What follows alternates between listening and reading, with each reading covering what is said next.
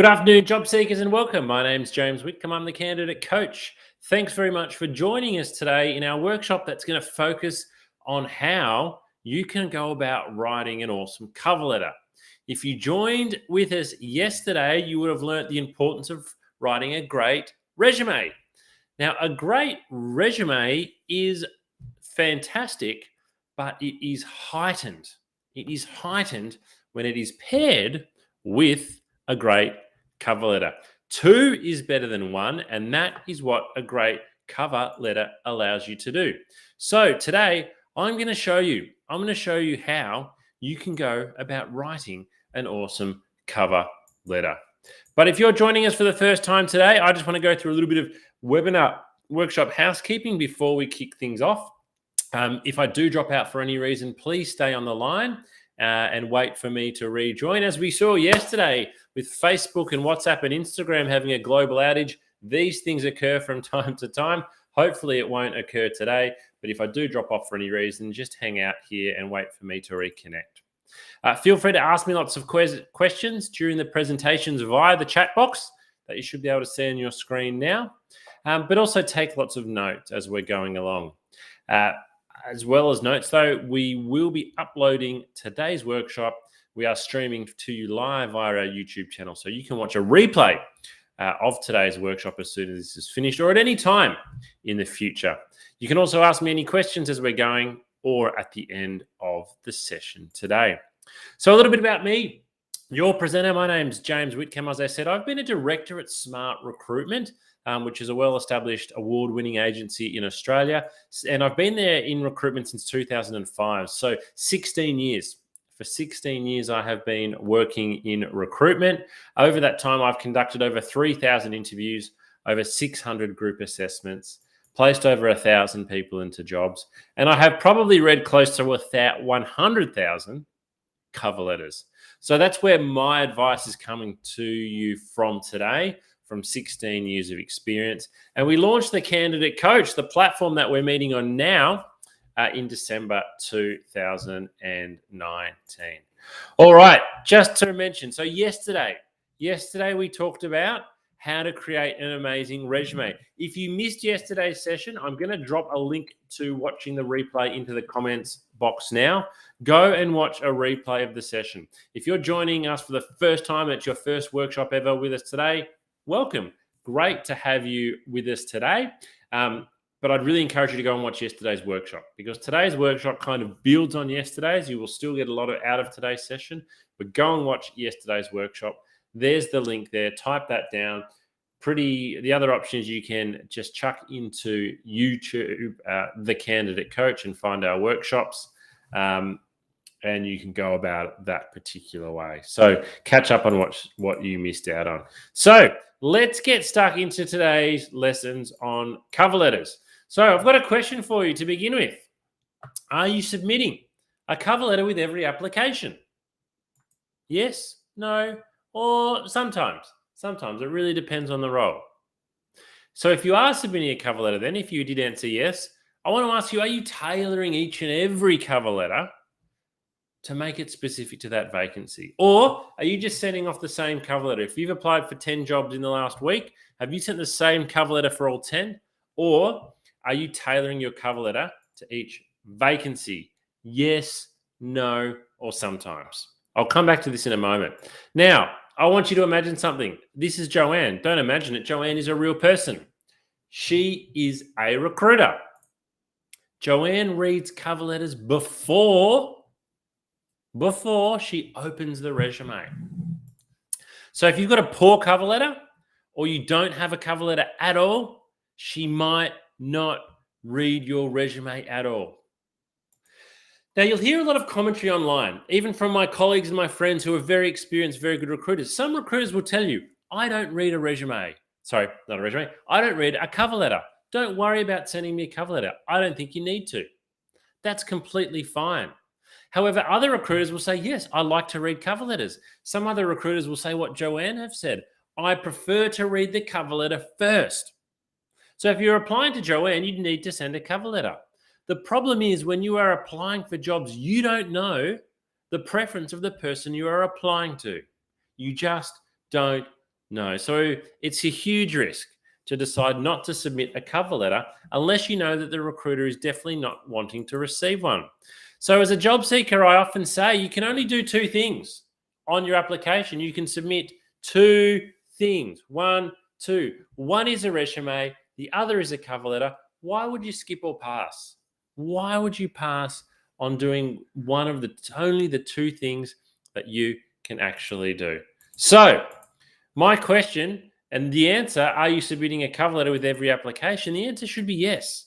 The answer must be yes. Unless the recruiter has specifically told you not to, yes, you should be submitting a cover letter to every application. And the answer to the following question, are you tailoring each and every cover letter to make it specific to that vacancy? Again, the answer needs to be yes. And that's what I'm going to show you in the workshop today. I'm going to show you how you can go about tailoring each and every cover letter to make it specific to a vacancy without it needing to take 2 hours per cover letter. So let's just quickly talk for a moment about what actually is a cover letter. Well, we forget a lot of the time that it is actually what it says there. It is a letter. It is a letter. So what happens when we write a letter? Well, 9 times out of 10, we write a letter to a person. We write a letter to a person. We use different language. We personalize it. And we address it normally to someone. We research the company and the position, and we include that information in the cover letter. So we do a lot of research for the purpose of including it in our cover letter. It's only ever 1 page long unless you've been asked to address a specific selection criteria. So if in the advertisement it says, please address this selection criteria and there's 10 things, your cover letter can be more than 1 page. But most of the time, your cover letter is only ever 1 page long. You need to proofread it multiple times. You need to make sure there's no no spelling errors, but most common now, grammatical errors. Most common now, it's grammatical errors. So we need to stop submitting the same cover letter for every single vacancy. That's what we need to stop doing. All right, so here we go. Here is my formula. Here is my recipe, the candidate coach's recipe. A good cover letter is simply 4 paragraphs. It only needs to be 4 simple paragraphs, and I'm going to show you how to write them quite easily. Paragraph 1, we're specifically addressing the role in the company that we're applying to. 2 sentences should be enough. So it can be, Dear James, please find attached my resume for the sales representative position at your company. That's how straightforward it is. It's name, person's name, company name, and job. Paragraph 2, this is where we start to do a little bit more work. We need to mention 2 or 3 things that we know about the organization or we know about the vacancy. So what do we actually know? And this is where we need to go away and do some research. So we can go to the careers site, we can go to the company website. But if we really want to stand out, we maybe want to mention 2 or 3 things we know about the organization that are perhaps a little bit more difficult to find or that draw a bit of relevance to us. A couple of things that raise the eyebrow of the person reading the cover letter. The purpose with paragraph 2 is you want to show you've done some research. That's what you're aiming, is for the person to think, hey, look at this candidate. Look at the research they've done. They've really, scratched below the surface. So paragraph 2, we're talking about what we know about the organization or the vacancy. Then paragraph 3 is about us. Us. We're going to mention key skills or experience relevant to the position. We can probably only mention 2 or 3. We can probably only mention 2 or 3 things here that are relevant to the position or the vacancy. So what does the key word there is relevance. If you can only mention 2 or 3 things, you need to be picking the 2 or 3 things that are most relevant. Because there's no point in mentioning something great about your background if they're not looking for it in the job. What a waste. And then paragraph 4, it's just a brief conclusion. Something like, thank you for taking the time to read my cover letter. I look forward to hearing back from you soon. So if you look at this simple layout, paragraph 1 and 4 are very easy. They should only take you 1 minute each. The information is already there. It's paragraphs 2 and 3 where you do the work. Paragraphs 2 and 3 where you do the work. Now, I'm going to share an example with you. So I'm going to bring up an example in a moment. If you'd like to take a screenshot of that, I'll leave it up on the screen, and you can quickly snap that on your phone at the same time. As I said, you can come back and you can watch this at another time. But I'm going to show you an example, one that I've created earlier. Don't be intimidated by this one. I'm an experienced professional recruiter, so I should be able to write a good cover letter. All right, so I've included up the top right-hand corner the address and the date. So paragraph 1, person, job, company. So dear Rupert, I'm writing to you as an enthusiastic applicant for the marketing coordinator vacancy with Duke Industries. I'll stop you there. If you are doing that, person's name, company name, job title, you're probably already getting into the top 20% of cover letters. Because a lot of people just send off a dear sir, please find attached my cover letter. They don't mention the name. And even if they can't find the name, they don't mention the company or the job title. Paragraph 2, we're going to show what we know about the organisation or the vacancy. I've long followed Duke Industries and was impressed to see them win an award at last month's National Marketing Awards. To be recognised for digital innovation is a great achievement. As a passionate marketing graduate, I've studied Duke Industries' graduate marketing program and am impressed with the commitment to both technical and holistic learning. So a really good paragraph there, making it sound like we've really followed this organisation for a long time. We know a lot about them. They won an award last month. We're not just spitting back information that's on the main page of the website. We're showing that we've done a little bit of digging and why we're interested. All right, paragraph 3, we're now going to talk about ourselves relevant to the job. So whilst completing my master's in marketing last year, I was given the opportunity to work as an intern in the marketing department at Rosenberg and Associates. This 12-month placement included 4 rotations. However, it was digital marketing which I enjoyed the most. I worked with several of our top-tier clients and gained great exposure. I was awarded Intern of the Year from a pool of 20. So some really good claims there. Again, I've made this up. You might not be able to make those claims, but we've made it really relevant here. We've made our experience really relevant to the job. And then paragraph 4, that simple sign-off. I look forward to hearing back from you regarding my application. I'll be able to make myself available to meet at short notice. So again, paragraph 1 and paragraph 4, very straightforward, 1 minute each. Paragraph 2 and 3 is where we do the work. Now, here, if you like this template, you can actually download this from the Candidate Coaching website.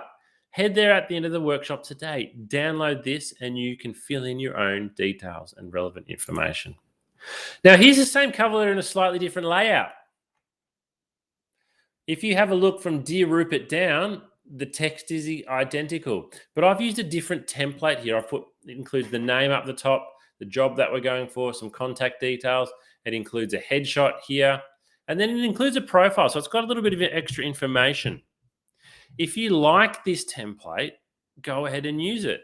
If you like the black words on white one, go ahead and use it. I want to show you a website though. I brought this up yesterday, Canva, canva.com. Free site. What I'm going to show you is for free. If you go to search Canva and type in cover letter, what you'll see up on your screen now is we get a huge range of graphically designed cover letters. So if you don't want yours to just be necessarily black words on white paper, you can come to Canva, and from here you could choose a cover letter. You might decide to go with this one. You think this one here looks quite nice. It's got a little bit of, excuse me, color, but not too much. I'll zoom it in for you. You simply start clicking on things and you replace the details with your own. So I would simply replace this with my name, James Whitcomb. I then go through and change my contact details, and then I'd put my cover letter into here. And then we can download it. Nothing wrong with having a well-designed cover letter and resume. You probably just want to make sure that if you are having a graphically designed cover letter, it matches your resume. You wouldn't want to have a red and blue cover letter and a green and orange resume. You probably don't want that anyway, but you get what I mean. Make sure they match each other. So go away and graphically design it. There's nothing wrong with that. So what's with all the research? I am asking you to do a lot of research, I know. And in all of my workshops, I say you really need to do the research. I'm going to share a quote with you from a gentleman called Stefan Wheelock. He's a well-known recruiter in Melbourne, and he popped this up on LinkedIn earlier in the year, and I'm going to read it to you. Credentials on your resume will get you that first interview, but it's not the key to your next position. Look at the people we recently hired or who will be joining us shortly. There is one thing they all have in common. They were uber prepared. They have dug deep into what we do and stand for. They impressed us with their understanding of our business and the problems we're trying to solve. Yet not all of them were exactly what we were looking for. On the opposite side, I interviewed a candidate the other day who looked great on paper. But when I spoke with her, she had no idea what we were doing and said she'd only research a company once she lands an on-site interview. Well, it's a Zoom interview these days. Though if you haven't spent any time researching our company, you're missing the mark. Now, here's the key paragraph. I understand doing research takes effort and you don't even know if it'll pay off. However, that's exactly what the other applicants do to get the job. And they're the ones you compete with right from the beginning of your application. So I can't go and make you do the research. You can take my advice or you can leave it. But as you can see here, the other applicants are doing their research and they're the ones that get the job and they're the ones that you're competing with.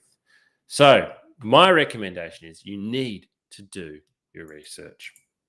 All right, if you want more cover letter tips, you can go and watch episode 7 on our candidate coaching platform. We've got a video there and you'll hear from 6 experienced recruiters on what they like to see on cover letters and whether or not they read cover letters and how you can make your cover letter stand out. So head to your candidate coaching platform and watch that video. If you're still wanting more assistance, a reminder of all the resources that are available to you on the Candidate Coach. You've got 12 video coaching episodes. We have resume and cover letter templates. As I said, you can download the templates I've shown you today, as well as download resume templates. You can download interview questions to practice based on your industry. We have practice online tests so you can find out how well equipped you are at a particular skill. Checklists to make sure you're best prepared at every step of the journey. Articles to read. Specific advice for executive job seekers, as well as more information on our upcoming live workshops. And all of this is available to you for free. Now, when I talk about upcoming workshops, we run 2 workshops every week at the Candidate Coach. So this week, we've done resume and cover letter. Next week, come and join me on Tuesday. Yes, Tuesday, the 12th of October. Wherever you're watching this right now, come back at 10 a.m. We're going to run a session around how you can make sure you optimize your LinkedIn profile. You need to have a good LinkedIn profile when you're looking for work. There's certain things you should and should not do with your LinkedIn profile when you're looking for work, and I'm going to tell you what they are. There's the rest of our workshops listed for the rest of the month as well. Wherever you're watching this today, you can watch the rest of our workshops.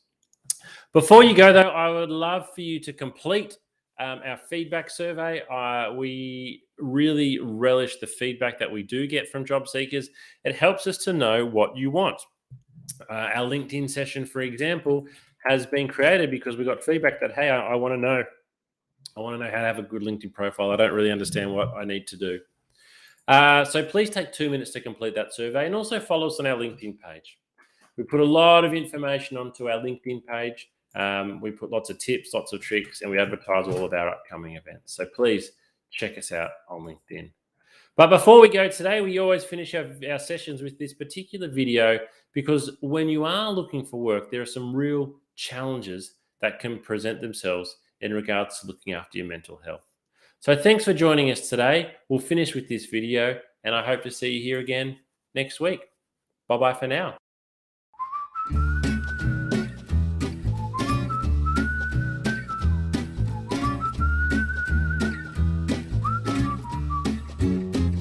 If you're not feeling terrific at the moment and you feel like your mental well-being has taken a little bit of a dip, please remember this is not going to last forever. There's lots you can do to manage your mental health and get back on top of it.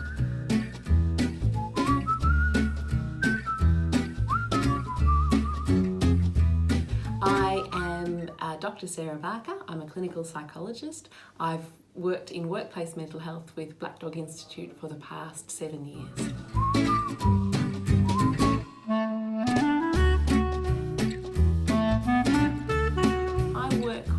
A lot of adults and young people, mainly with anxiety, depression, trauma as well, a range of issues, and many who are looking for work and undergoing that process of trying to find employment.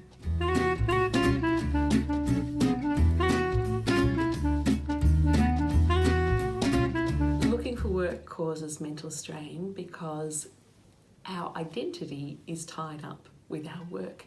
Work gives us meaning, it gives us purpose, it gives us company and connection. So it's stressful for lots of reasons, looking for work, and it can take a toll on our mental health.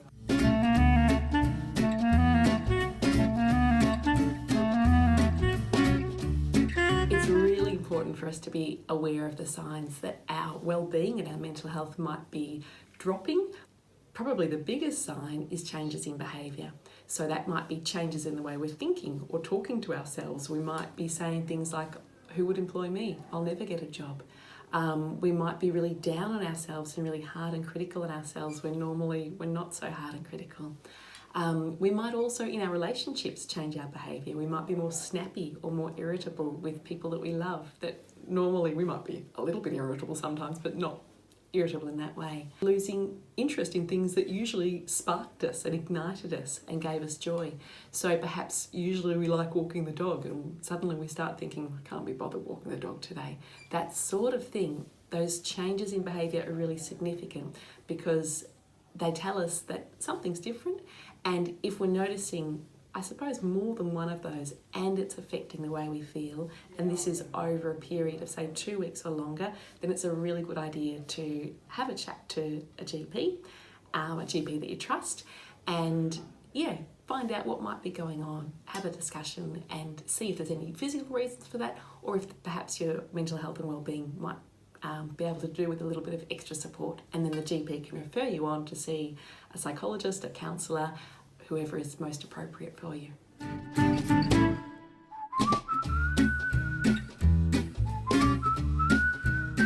There are so many great things you can do to look after your mental health when you're looking for work, and it's really important that you do. My very top tip would be really talking kindly to yourself and being compassionate with yourself. I think when we're looking for work, we can have a lot more questions like, will I ever get a job? Will I ever be employed? It can feel like this could go on forever. So being kind to ourselves and saying things like, it will work out. There will be a day, my efforts will be rewarded. It will just take time. I just need to keep trying. Reminding yourself of your strengths. And that might even be tapping into people you love and asking them what your strengths are, because sometimes it's harder to find them when our mood's a bit low and we're feeling more worried. We can be harder on ourselves. I think that routine is really, really important to our well-being. When we're looking for work, we mightn't have such a regular routine because there mightn't be a 9 to 5 start and finish time for a job, or there isn't. So instead, thinking about looking for work as a job in itself can be helpful. Having a start time and a finish time can be really helpful, and some set tasks that you hope to achieve that day. Purpose is really important too. So purpose might come through routine, but it can also come through other things. Meaning's really important, and our work gives us meaning. So when we're looking for work, meaning mightn't feel like it's there as much. Part of what we can do is infuse those tasks with meaning. So I am doing these things today, I'm looking for work, and that is meaningful in itself because there's an end goal to this. It will be something that's good for me and good for the people that I love as well.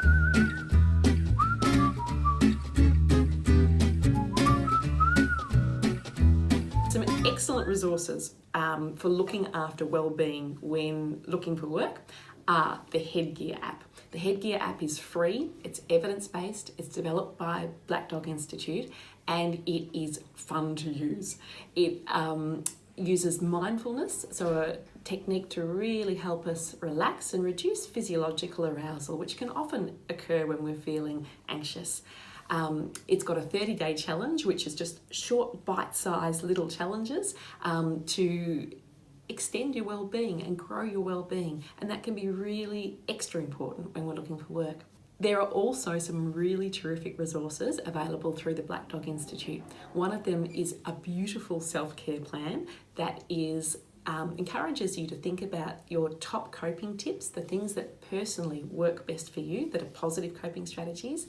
Another really good resource is through Beyond Blue, and they've got some excellent resources to look after mental health while looking for work, and also when people are recently out of work as well.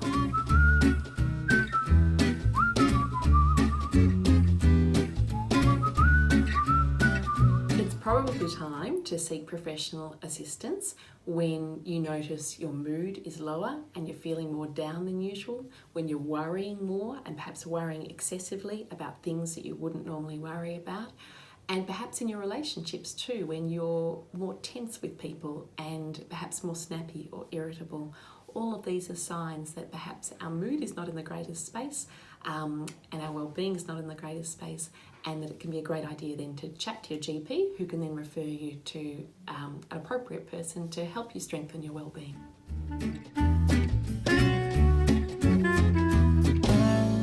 It's very common for people to have a dip, but please know that that's not going to last forever, and that there's lots you can do through looking after yourself, but also through getting access to professional support that can really give you a boost again and get you back feeling good as you're looking for work.